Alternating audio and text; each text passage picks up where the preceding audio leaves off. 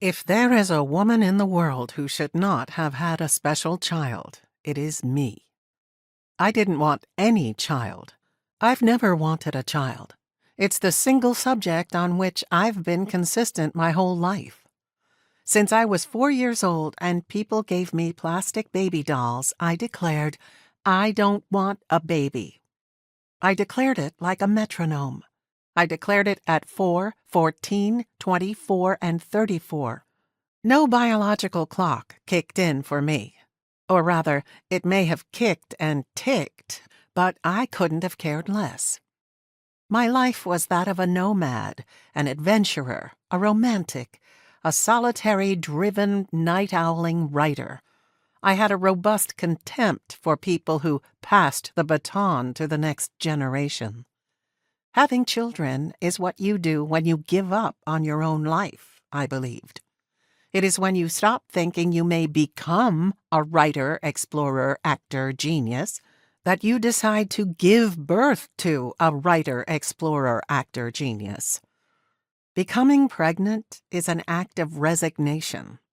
And just in case there's a wee bit of hope for yourself remaining by the time you give birth, the next few years knock it out of you for good and real.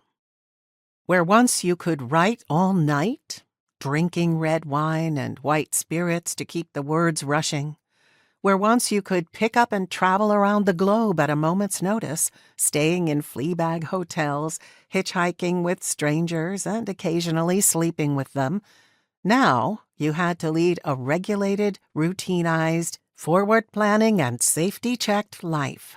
A life in which you expend most of your waking energy attending to an excretory system not your own, a digestive and urinary and respiratory system not your own, a pattern of naps and nose-blowings, meals and mindless walks in the park.